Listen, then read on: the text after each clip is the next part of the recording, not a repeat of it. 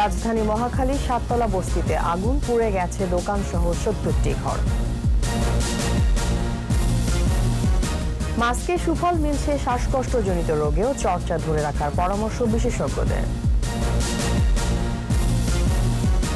আন্তর্জাতিক গাইডলাইন মেনে মানসিক রোগীদের সেবা দেওয়ার পরামর্শ বিশেষজ্ঞদের, নজরদারি বাড়ানোর আহ্বান।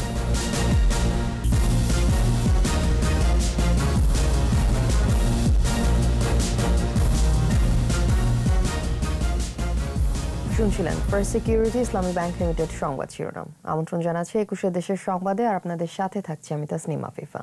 দর্শক, ২১ টেলিভিশনের সংবাদ সরাসরি দেখতে পাবেন আমাদের ফেসবুক পেজ www.facebook.com/2124 অনলাইনে। সংবাদ আরও থাকছেন।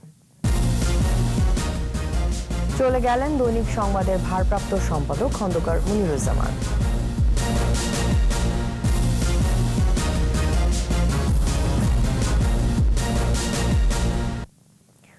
রাজধানীর মহাখালীর সাততলা বস্তিতে আগুনে পুড়ে গেছে দোকানসহ প্রায় ৭০টি ঘর। সোমবার মধ্যরাতে এই ঘটনা ঘটে। ফায়ার সার্ভিসের ১২টি ইউনিট প্রায় ১.৫ ঘন্টার চেষ্টায় আগুন নিয়ন্ত্রণে আনে। রিপোর্ট রাসেল খানের। সোমবার রাতে রাজধানীর মহাখালীর সাততলা বস্তিতে আগুনের লেলিহান ছড়িয়ে পড়ে বস্তি জুড়ে। মুহূর্তে পুড়ে যায় দোকানসহ আশপাশের প্রায় ৭০টি ঘর। ফায়ার সার্ভিসের ১২টি ইউনিট প্রায় ১.৫ ঘন্টার চেষ্টায় আগুন নিয়ন্ত্রণে আনে। ততক্ষণে পুড়ে গেছে বেঁচে থাকার স্বপ্ন। সহায় সম্বল হারিয়েছেন অনেক বস্তিবাসী। সাততলাবাসী এবং মহাখালী গুলশান নিকেতনবাসী যারা আছি, আমরা সবাই একতাবদ্ধ হয়ে আমরা কাজ করছি। বাসার দোকান বন্ধ করে খাইতে আমাকে বাসার বিয়া মারছে সামনে খাইতে গেছে, আগুনে সব পুরো ছিল শেষ। চাবি যদি একটু আগে আনতে পারতাম তাহলে আর কিছুই হইতো। বৈদ্যুতিক শর্ট সার্কিট থেকে আগুনের সূত্রপাত বলে ধারণা ফায়ার সার্ভিসের। হতাহতের কোনো ঘটনা এখন পর্যন্ত আমাদের চোখে পড়েনি বা আমাদের কাছে আসেনি। আমরা এখন ড্যাম্পিং ডাউন করছি, সার্চ করছি। এখন পর্যন্ত আমরা কোনো আহত বা নিহত কাউকে পাইনি। ওষুধের দোকান ছিল, ফার্নিচারের দোকান ছিল, বিভিন্ন দোকানপাট ছিল, প্লাস বস্তি ঘরও ছিল। সব মিলিয়ে আসলে কি ক্ষতি হয়েছে এটা আসলে তদন্ত করে তারপর বলা যাবে। আগুন লাগার কারণ অনুসন্ধানে তদন্ত কমিটি গঠন করা হয়েছে। রাসেল খান, ২১ টেলিভিশন, ঢাকা। করোনা নগরবাসীর বড় একটা অংশ ইচ্ছায় বা অনিচ্ছায় পড়ছে মাস্ক। এতে সুফল মিলছে ফুসফুসের শ্বাসকষ্টজনিত কয়েকটি জটিল রোগের। চিকিৎসকরা বলছেন, গেল বছরের তুলনায় এবছর অক্টোবরে সর্দি, কাশি, অ্যাজমা রোগীর হার নেমেছে প্রায় অর্ধেকে। করোনা তো বটে, ভবিষ্যতেও বক্ষব্যাধির জটিলতা এড়াতে মাস্ক পরার চর্চা ধরে রাখার পরামর্শ বিশেষজ্ঞদের। আরও জানাচ্ছেন মোহাম্মদ নুরুন নবী। একটি মহামারীর মধ্য দিয়ে যাচ্ছে পুরো বিশ্ব, কিন্তু এত প্রচার প্রচারণা সত্ত্বেও প্রত্যেকটি মানুষের মাস্ক পরা নিশ্চিত করা যায়নি। চিকিৎসকরা বলছেন, যদি মাস্ক পরা নিশ্চিত করা যায় তাহলে বক্ষব্যাধি থেকেও যেমন রক্ষা পাওয়া যাবে, তেমনি রক্ষা পাওয়া যাবে মরণব্যাধি করোনা থেকেও। যতদিন পর্যন্ত না এই বায়ু দূষণ ঠিক হচ্ছে, ততদিন পর্যন্ত আমাদের নিরাপত্তা আমাদেরকেই নিশ্চিত করতে হবে। রাতারাতি বদলাবে না বিশ্বের সবচেয়ে দূষিত বায়ুর শহর ঢাকা। গেল মার্চ থেকে কোভিড-19 সংকটে পুরোটা সময় জুড়ে মাস্ক পরেছেন নগরবাসীর বড় একটা অংশ। দূষিত বায়ু কিংবা জীবাণু হতে ফুসফুসকে রক্ষা দেয় মাস্ক। ফুসফুসের ক্যান্সার হোক, অ্যাজমার উপসর্গ বেড়ে যাওয়া বা সিওপিডি হোক, সকল রোগের প্রশমনে এটি সহায়ক। জাতীয় বক্ষব্যাধি ইনস্টিটিউট ও হাসপাতালে গেল অক্টোবরে বহির্বিভাগে সর্দি, কাশি, অ্যাজমা সহ শ্বাসকষ্টজনিত রোগী এসেছিল ১৩,০০০। একই সময়ে এবছর তা কমে দাঁড়িয়েছে ৮,৫০০-এর মতো। পরিষ্কার পরিচ্ছন্ন থাকা, হাত ধোয়া, মাস্ক পরা সহ স্বাস্থ্যবিধি মেনে চলায় এ পরিবর্তন।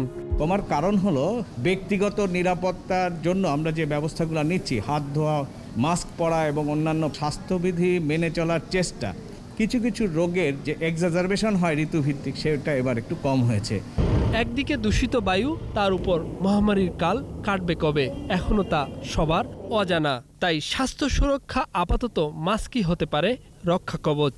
শুধুমাত্র বাংলাদেশ নয়, পৃথিবীর সর্বশেষ মানুষটির ভ্যাকসিন দেওয়া সম্পূর্ণ না হবে ততক্ষণ পর্যন্ত মাস্কই ভ্যাকসিন। সেটা যেই মাত্রায় আমাদেরকে নিয়ম প্রোটেকশন দিবে, পৃথিবীর চলমান গবেষণার কোনো ভ্যাকসিন সেই মাত্রার প্রোটেকশন দেয় না। দেশে প্রায় ১ কোটিরও বেশি মানুষ অ্যাজমায় এবং ৬১ লাখ মানুষ ভুগছে ক্রনিক ব্রঙ্কাইটিসে। ফুসফুসের সংক্রমণজনিত এসব জটিল রোগের জন্য দায়ী বায়ু দূষণ। তাই মাস্ক পরাকে অভ্যাসের মধ্যেই আনার পরামর্শ বিশেষজ্ঞদের। মোহাম্মদ নুরুন নবী, 21 টেলিভিশন, ঢাকা। দেশে মানসিক রোগীদের চিকিৎসা প্রশ্নবিদ্ধ। সম্প্রতি জ্যেষ্ঠ সহকারী পুলিশ সুপার আনিসুল করিমের মৃত্যুতে সেই প্রশ্ন আরও জোরালো হয়েছে। মারধর নয়, আন্তর্জাতিক গাইডলাইন মেনে সেবা দেওয়ার পরামর্শ বিশেষজ্ঞদের। এছাড়া মানসিক হাসপাতাল ও মাদক নিরাময় কেন্দ্রে নজরদারি বাড়ানোর আহ্বান তাদের।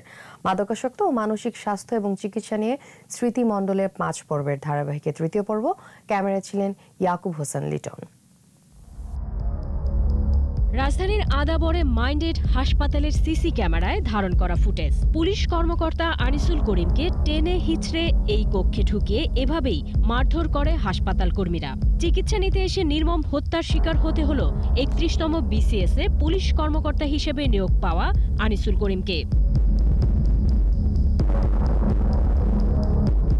স্বাস্থ্য অধিদপ্তরের অনুমোদন নেই। মাদকাসক্তি নিরাময় কেন্দ্রের লাইসেন্স নিয়ে মানসিক স্বাস্থ্যের চিকিৎসা দিচ্ছিল মাইন্ডেড।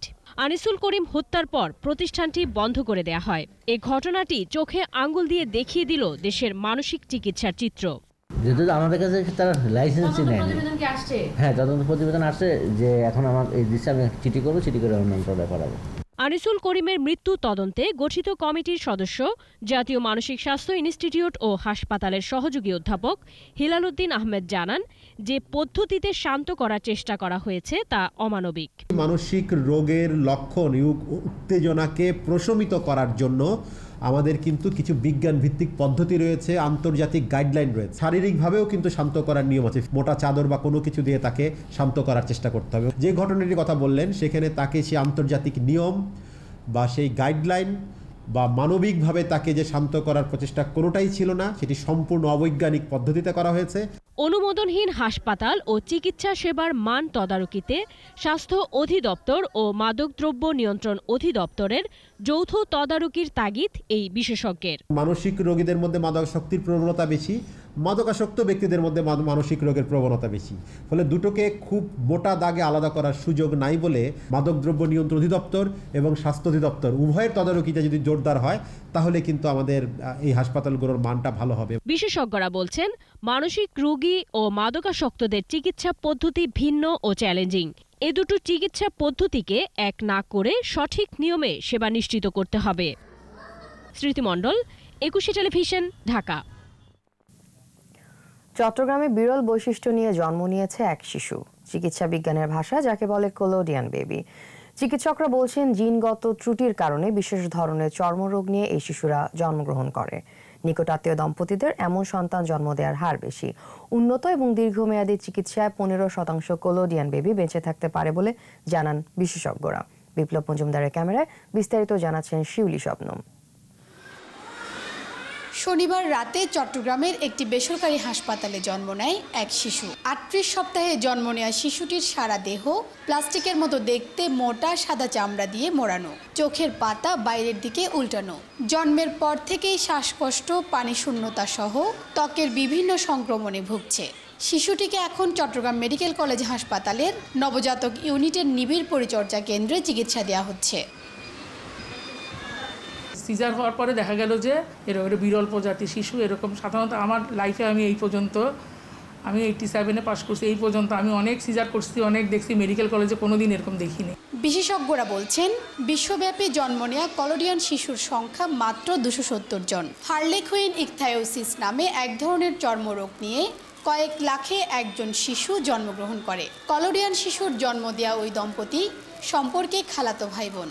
চিকিৎসকরা বলছেন নিকটাত্মীয়ের সাথে বিবাহ বন্ধনের কারণে বেশিরভাগ ক্ষেত্রে এমন জিনগত ত্রুটিপূর্ণ শিশুর জন্ম হয়। নিকট আত্মীয়র সাথে বিবাহ যদি আমরা না করি তাহলে এটা যদি কমানো যায় তাহলে আমরা অনেক জন্মগত সমস্যা কিন্তু আমরা অ্যাভয়েড করতে পারি। দীর্ঘমেয়াদী আধুনিক চিকিৎসায় কোলোডিয়ান শিশুদের বেঁচে থাকার হার বাড়ছে বলে জানান চিকিৎসকরা। তবে এই শিশুরা অতিমাত্রায় স্পর্শকাতর হওয়ায় সবসময় মৃত্যু ঝুঁকিতে থাকে। 2 থেকে 3 সপ্তাহ পরে চামড়াটা চলে যায় আস্তে আস্তে, তখন আমরা চর্মের অন্যান্য ওষুধ যে চিকিৎসাগুলো ওগুলো চালাই।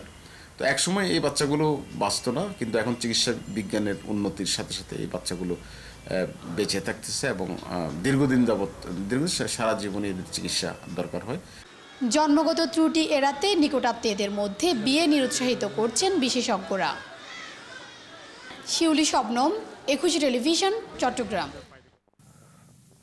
করোনাকালে কুষ্টিয়ায় বেড়েছে কিশোর অপরাধ। ইতোমধ্যে প্রাণ হারিয়েছে এক কিশোর। এছাড়া একাধিক হামলার ঘটনাও ঘটেছে। অভিযোগ, এসব কিশোর গ্যাংয়ের নেতৃত্বে রয়েছেন কিছু নেতা। এদিকে বহিষ্কৃত নেতাদের দায়ভার দলের নয় বলে জানিয়েছেন জেলা ছাত্রলীগের সাবেক সভাপতি। কুষ্টিয়ার প্রতিনিধি জহুরুল ইসলামের রিপোর্ট, জানাচ্ছেন মুশফিকা নাজনীন।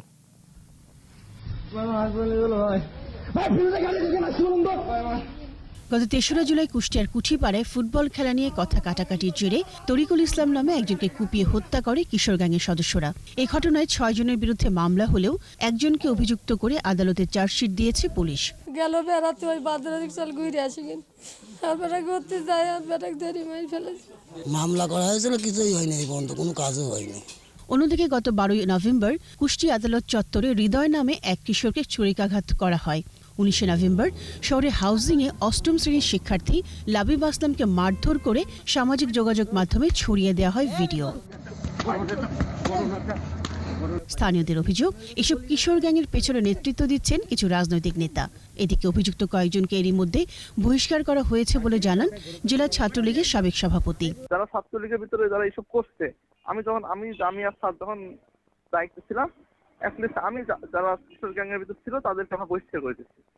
বহিষ্কার হওয়ার পরে যদি তারা এইসব করে, দায়ভার তো আমরা নিতে পারবো না। আমরা অবশ্যই এর পেছে বড় কারোর হাত আছে, যার কারণে এই জিনিসটা সেই সময় উদ্র হয় নাই, রাজনৈতিকভাবে হয়ে গেছে আর কি। আপনার সন্তান কোথায় কি করছে এই বিষয়টা তো আপনি নজরে রাখবেন, কারণ সম্পূর্ণ দায়ভার অভিভাবকের উপরে। কিশোর অপরাধীদের দৌরাত্মের কথা স্বীকার করে পুলিশ ও আইন বিশেষজ্ঞরা বলছেন, শুধু আইন প্রয়োগ করে নয়, নৈতিক শিক্ষা ও পারিবারিক মূল্যবোধের মাধ্যমে এসব কিশোরকে সঠিক পথে ফেরাতে হবে। পাশাপাশি বন্ধ করতে হবে রাজনৈতিক মদত। এই কিশোররা রাজনৈতিক ছত্রছায়ায় লালিত হয়, এই জিনিসটা সম্পূর্ণ আসলে বন্ধ করতে হবে। শিশুদের কিছু হচ্ছে না, তাহলে কিন্তু এদের সাহসটা আরো বেড়ে যাবে। আমরা যারা অভিভাবক আছি, আমাদেরকে প্রথম স্টেপ নিতে হবে, দ্বিতীয় প্রশাসনকে নিতে হবে, তা নাহলে কিন্তু আমাদের রাষ্ট্রযন্ত্র সম্পূর্ণ রকমে ভেঙে যাবে। জেলা গোয়েন্দা পুলিশ সূত্রের খবর, কুষ্টিয়া শহরে 11টির মতো কিশোর গ্যাং রয়েছে, যাদের বয়স 12 থেকে 17 বছরের মধ্যে। মুশফিকা নাজনীন, একুশে টেলিভিশন। চলে গেলেন সিনিয়র সাংবাদিক, মুক্ত চিন্তার প্রতীক খন্দকার মুনিরুজ্জামান। দৈনিক সংবাদের ভারপ্রাপ্ত সম্পাদক ছিলেন তিনি। সম্প্রতি করোনায় আক্রান্ত হয়ে রাজধানীর মুগদা হাসপাতালে চিকিৎসাধীন ছিলেন খন্দকার মুনিরুজ্জামান। তার মৃত্যুতে শোকাহত সাংবাদিক সমাজ।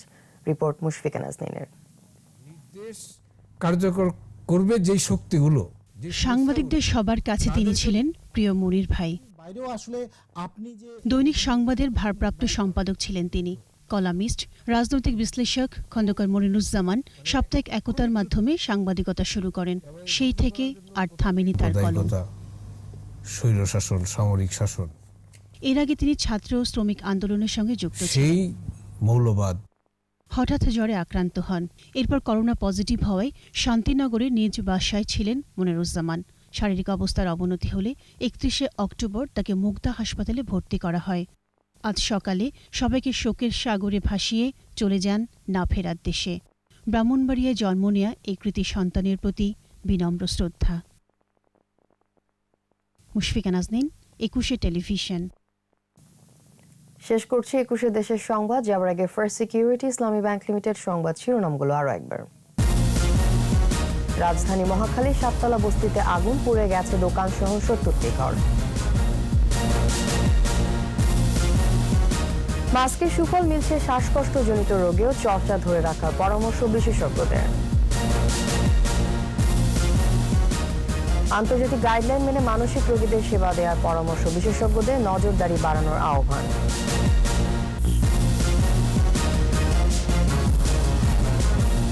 সর্বশেষ খবর জানতে ডায়াল করুন 202 নম্বরে, আর ভিজিট করুন ekushe-tv.com এই ওয়েবসাইটে। এছাড়া ফেসবুকে লগ ইন করতে পারেন facebook.com/ekushe24 অনলাইনে।